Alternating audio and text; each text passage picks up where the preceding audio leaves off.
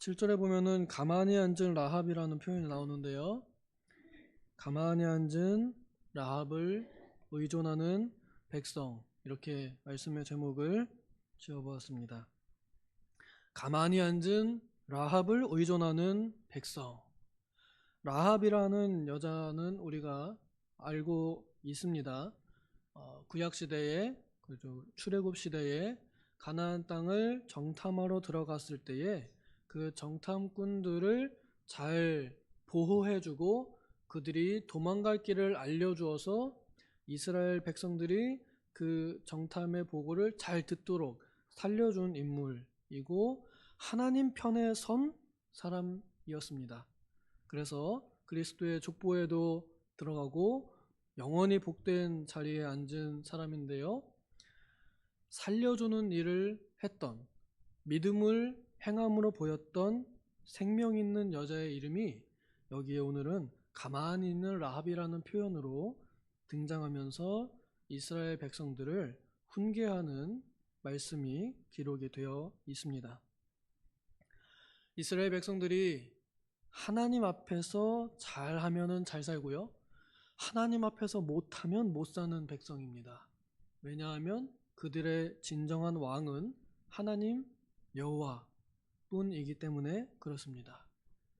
그들의 진정한 왕은 하나님이신데 이들도 고깃덩어리, 우리와 똑같은 육체를 입고 있는 사람들이기 때문에 그래서 먹고 마시는 것이 우상되는 경우가 많이 있습니다.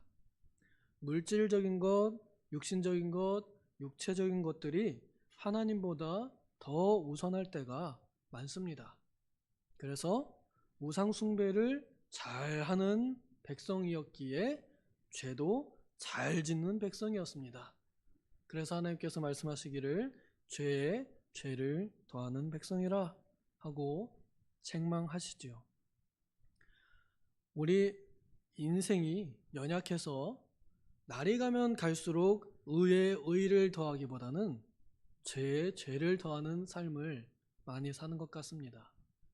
어린아이들, 갓 태어난 어린아이들하고 우리하고 죄의 무게를 비교해보면 어떤가요? 우리가 훨씬 많지 않나요? 살아온 날 돌아보니까 다 모두 죄뿐입니다. 이렇게 고백할 수밖에 없잖아요. 우리는 다 패역한 사람들이요, 죄에 죄를 더하는 날마다 죄뿐인 그런 사람들입니다. 그렇기에 우리가 말할 건 오직 예수의 피밖에 없네, 나의 죄를 씻기는 예수의 피밖에 없네, 이러면서 하나님께 영광 돌리는 것, 이것이 우리가 가는 길입니다. 근데 이스라엘 백성들은 바로 이 길에서 벗어났다라고 하나님께서 책망하시고 교정하시고 다시 돌아와라 하고 부르시는 거예요. 지금 이 말씀을 전하는 사람이 대선지자 이사야입니다. 이사야 선지자 우리가 알다시피 박해받아서 순교당했고요. 그리고 이 사람이 있을 때에 백성들이 가가지고 당신이 하시는 말씀 듣겠습니다 이런 것은 안 들었어요. 그래서 망했습니다. 결국 이게 뭐냐면 설교자를 놀려먹은 거예요. 당신이 말하는 대로 다 하겠습니다, 한번 말씀해 주십시오 이러고서는 그렇군요 이러고 실천 안 해요. 실천 안 하니까 이 사람이 한 말이 뭐예요? 헛수고예요. 설교자를 놀려먹은 거예요. 당신은 열심히 떠드십시오, 나는 나대로 살겠습니다, 이겁니다. 좀 더 쉬운 말로 말씀은 말씀이고 나는 나야. 말씀은 좋은데 현실은 그렇지 않아, 이겁니다. 말씀과 현실을 일치시키지 않아요. 말씀 따로 현실 따로, 말씀 따로 내 삶 따로, 이것을 따로 국법이라 하죠. 오늘 그런 모습으로 사는 하나님의 이름으로 불리는 우리들 모습이 마치 오늘 여기 나오는 이스라엘 백성들의 모습과 매우 비슷합니다. 그 모습이 우리 안에 있습니다. 그래서 하나님께서 제발 물질을 의지하지 말고 다른 거 의지하지 말고 너의 진정한 왕이요 보호자인 하나님 나 여호와를 의존하고 나에게 돌아오고 나에게 물어봐라 하고 말씀하시는 겁니다. 왕의 역할은 다스리는 것도 있지만 자신의 백성을 지키는 것이 주된 임무입니다. 주된 업무입니다. 그리스도께서도 이 세상에 오셔서 세 가지 직분으로 우리를 인도하십니다. 왕이요, 선지자요, 제사장으로서. 왕으로서 우리를 보호하시고, 제사장으로서 우리를 위해서 자신을 제물로 바치면서 속죄하시고, 선지자로서 하나님의 모든 말씀을 우리에게 밝히 드러내시며 우리에게 갈 길을 알려주시는 역할을 하셨고 또 지금도 하고 계십니다. 왕으로서 하나님께서 이스라엘 백성들을 보호해 주시기를 원하시고 또 그렇게 보호받아야 되는데 백성들이 그 통치를 받지 않고 그 보호에서 자꾸 벗어나려고 하는 겁니다. 왜냐하면 하나님 눈에 안 보이시니까. 지금 당장 내가 먹고 살게 급하니까. 당장 안 도망가면 저 칼날이 내 목에 들어오니까. 그러니까 눈에 보이지 않는 하나님 따위는 안중에도 없습니다. 이게 쉬운 말로 믿음이 적은 자요, 믿음이 부족하다라고 할 수 있겠습니다. 무엇을 믿느냐? 하나님의 말씀을 믿는 것이 하나님을 믿는 것입니다. 하나님은 말씀으로 존재하시고 말씀으로 다가오시고 말씀이 육신되어 우리 가운데 거하시고 말씀이 육신되어서 우리에게 나타나 보이셨고 지금도 성령을 통해서 말씀으로 우리에게 다가오시고 우리를 인도하시고 우리를 보호하십니다. 그런데 문제는 뭐예요? 우리가 그 말씀을 인정하지 않는 것이 문제입니다. 이스라엘 백성들도 마찬가지입니다. 그 말씀을 하나님으로 인정하지 않는 거예요. 그 말씀의 권위가 하나님의 권위가 아니에요.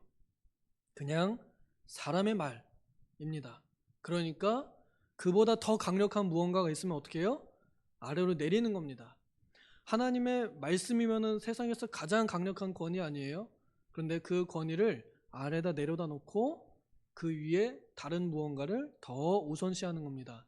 이스라엘 백성들은 이때 당시에 이집트를 하나님의 말씀 위에 두었습니다. 하나님의 말씀보다 지금 강대국 이집트가 더 자신들에게 도움이 되고 유익하다고 판단이 되고 그렇게 보이는 겁니다. 그래서 우리를 제발 살려주십시오 하고 이집트 나라에 가가지고 도와달라고 요청을 하고 또 그 땅으로 도망가려고 하는 겁니다. 이게 정말 웃긴 게 이스라엘 나라가 어디서 독립했어요? 이집트에서 독립했습니다. 근데 그 나라로 다시 도망을 가는 거고 다시 그 나라에 의존하려고 하는 겁니다. 우리나라식으로 표현하면은 우리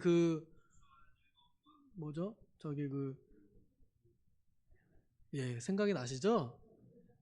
중국도 마찬가지 아닐까요? 그쵸? 우리나라가 역사를 아시는 분들은 아시겠지만 수도 없이 위로 아래로 항상 공격받았습니다. 옆에 땅덩어리 붙어있는 중국한테도 고통받고 아래는 바다를 건너서까지 와가지고 괴롭히고 그래가지고 힘들었는데 근데 다시 중국한테 붙어가지고 좀 도와주십시오. 다시 일본한테 붙어가지고 다시 식민 통치해 주십시오. 이런 겁니다. 하나님 보실 때 얼마나 기가 막히겠어요. 하나님께서 출애굽기 초반부에 모세에게 말씀하실 때 내가 이 백성들의 고통을 보았고 들었다 그랬는데 그래서 하나님께서 내가 너희를 건져냈다 그리고 십계명을 주시면서 나는 너희를 이집트에서 건져낸 여호와다 라고 너의 구원자다 라고 말씀하셨는데 근데 거기로 다시 들어가는 거예요. 우리도 죄의 종의 위치에서 하나님의 아들의 위치로 해방되었습니다. 근데 다시 죄의 종으로 돌아가게 되고 물질의 종으로 다시 돌아가게 됩니다. 그래서 죄가 나를 지배하게 다시 한번 죄 지는 게 너무 좋아요. 그리고 물질을 의지하는 게 너무 편하고 좋아요. 돈만 있으면 뭐든지 다 될 것 같아요. 그러니까 하나님의 말씀 따위는 다 엿바꿔 먹고 그리고 다시 돈 벌러 나가고 돈이 되면은 하고 돈이 안 되면 안 하는 이러한 모습으로 다시 돌아가는 그것이 오늘 하나님께서 이스라엘 백성에게 하시는 모습입니다. 오늘 우리들에게도 필요한 말씀일까요? 안 필요한 말씀일까요? 필요한 말씀이라고 인정하시는 분들은 마음이 열려 계신 분들이에요. 이스라엘 백성들은요, 마음이 닫혀 있었습니다. 그래서 이렇게 바른 말을 하는데에도 안 들어 처먹었어요. 하나님께서 이 안 들어 처먹는 이스라엘 백성들, 자식들이라, 자식들이라 이러면서 말씀하십니다. 여기 9절에 보면은 패역한 백성들이요, 거짓말하는 자식들이요, 말씀 듣기를 싫어하는 자식들이라 하고 이렇게 말씀하시죠. 이스라엘 백성들 누구보다도 하나님의 말씀을 가장 먼저 빨리 은혜롭게 들었던 사람들이고, 오히려 하나님께서 먼저 다가가셔 내가 너희의 왕이 되어줄게, 내가 너희의 구원자가 되어줄게, 내가 너희의 보호자가 되어줄게 라고 다가온 그런 나라가 없는데, 그런데 오히려 우리는 하나님을 왕으로 섬기지 않겠습니다. 우리도 다른 나라처럼 인간 왕을 세워주십시오 이러면서 하나님 섬기기를 싫어하는데 이르고, 그리고 이제는 오히려 더 하나님이신 하나님의 말씀 듣기를 싫어합니다. 그래서 기록된 말씀도 무시하고, 그 다음에 지금 살아서 말씀하는, 그러니까 사람의 모습으로 선지자 선견자를 통해서 하시는 말씀도 싫어합니다.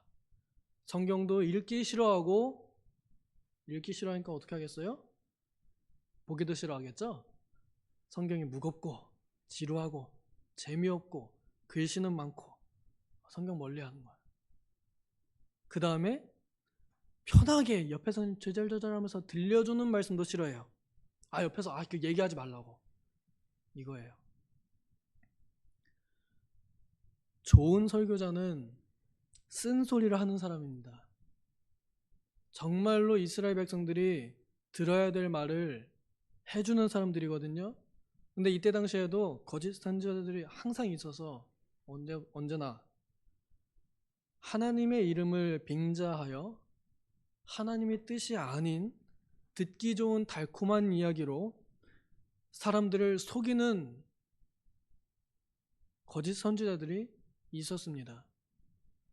이때 당시에는 이집트로 도망가는 것이 하나님의 뜻이다, 혹은 바벨론에게 포로가 되지 않는 것이 하나님의 뜻이다, 싸워야 된다. 하나님의 뜻은 맴매를 맞아서 바벨론에 포로가 돼가지고 끌려가는 게 하나님의 뜻인데, 그렇게 말하는 사람들은 매국노다, 저게 무슨 선지자냐, 저런 사람이 무슨 목사냐, 목사가 어떻게 저런 말을 할 수가 있냐 이러면서 듣지 않았습니다.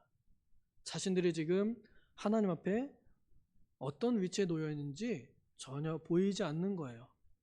하나님의 말씀을 받아들이지 않으니까, 빛을 받아들이지 않으니까 어두움 안에 있는 것이 드러나지 않기 때문에 어두운 상태로 계속 있습니다. 그래서 모르는 거예요. 자기 상태가 얼마나 악하고 얼마나 죄가 많고 얼마나 초라하고 얼마나 처참한지를 모르는 겁니다. 그러니까 하나님의 도움 따윈 필요 없어요. 강대국인 이집트, 오늘날엔 미국이겠죠? 또 아니면 어떤 커다란 권력이나 혹은 경제적인 능력, 이런 것들이 오히려 보이지 않는 하나님의 말씀보다 더 강력하고 더 의지할 만한 의존거리가 된 거예요. 하나님께서는 이것을 가만히 앉은 라합이라고 말씀하신 겁니다. 아무리 큰 나라든 아무리 많은 돈이든 다 필요 없다, 도움이 안 된다, 도움이 안 된단 말이에요. 라합이 가만히 있었으면 어떻게 해요? 그 정탐꾼들 다 발각돼서 잡혀 죽어요. 그런 거랑 똑같은 겁니다. 도와줄 수 있으나 도와주지 않는 거예요. 도움은 분명히 되겠지만 안 도와주는 거예요. 그러니까 도와주려고 해도 별로 힘이 없을 수도 있습니다. 가만히 앉은 라합처럼 별로 도움이 되지 않는 것에 도와주세요 하고 있는 그 모습을 하나님께서 보시고 답답하고 안쓰럽고 아주 비탄하고 슬프고, 나한테 물어보고 나한테 도와달라고 하면 내가 얼마든지 도와줄 수 있는데 나한테 물어보지 않아. 하나님께서 이렇게 말씀하신 겁니다. 나에게 묻지 않았다, 내 입의 말을 묻지 않았다. 예수님께서 사탄에게 사람이 떡으로만 살 것이 아니요 하나님의 입에서 나오는 모든 말씀으로 살 것이니라 말씀하셨습니다. 근데 하나님의 입에서 나오는 말씀을 묻지 않고 듣지 않는 거예요. 하나님 뭐하러 말씀하시겠습니까? 묻지 않습니다. 여기 하나님의 입이라 표현하는데 하나님의 입이 있으신가요? 없으신가요? 하나님은 영이심으로 그런 육체적인 입이 없으십니다. 하지만 하나님의 입은 있습니다. 어디에 있느냐? 우리 눈에 보이게, 우리 손에 만질 수 있게. 대표적으로는 예수님께서 이 땅에 말씀이 육신이 되어 하나님의 입으로 오셔서 하나님의 입에서 나오는 모든 말씀을 선포하시고, 그 하나님께서 부르심 받은 모든 선지자들이, 선견자나 오늘날엔 설교자나 말씀 전하는 자나 목사님들을 통해서 살아있는 사람의 입으로 하나님의 말씀을 전하게 하십니다. 하나님께서는 입이 없으시나 사람의 입을 통해서 자신의 입을 삼으셔서 말씀을 선포하십니다. 전하십니다. 그런데 그 말씀을 묻지 않고 듣지 않는 겁니다. 오늘날 우리는 어떨까요? 무슨 일이 있으면 목사님께 먼저 전화하시나요? 아, 목사님, 제가 이런 일이 있는데 어떻게 하면 좋을까요? 이걸 묻는 거. 왜냐? 우리는 성경을 잘 몰라요. 신학교도 안 다녔고요. 성경을 한 번 다 읽어봤어도 모릅니다. 그래서 성경을 1년에 한 번씩은 읽으시잖아요. 근데 평생 읽었어도 정작 정해한 문제가 있으면 어떻게 해결해야 될지, 어떻게 대처해야 될지 잘 몰라요. 그러니까 어떻게 해요? 선견자, 선지자, 미리 보고 미리 아는 자, 좀 더 배운 자, 목사님들께 여쭤보는 자세가 바로 이 하나님의 말씀을 의존하는 자세라고도 할 수 있습니다. 저는 잘 모르지만 하나님의 말씀이 저 같은 경우에 어떻게 하라고, 어떻게 대처하라고 말씀하는지 알려주세요. 이렇게 조언을 구하는 자세, 이것이 하나님의 입에 여쭙는 자세입니다. 근데 이렇게 잘 하지 않는다는 거예요. 결론적으로 자신의 모든 일에 말씀과는 관계없이 대처하려고 하는 자세, 이게 바로 이스라엘 백성들이 했던 우상숭배이고 오늘날 우리들이 똑같이 가지고 있는 모습이라고도 할 수 있겠습니다. 하지만 하나님께서 그냥 무조건 맴매만 하시는 건 아닙니다. 이따가 금요 저녁 기도회 때는 그 이후의 이야기를 함께 나눌 건데요. 하나님께서는 은혜롭고 또 자비롭고 노하기를 더디하시는 분이시기 때문에 기다리신다라고 말씀하십니다. 하나님 앞에서 잠잠히 나와서 하나님 어떻게 할까요? 말씀하옵소서. 주의 종이 듣겠나이다. 주님의 말씀이 주님의 종에게 이루어지이다.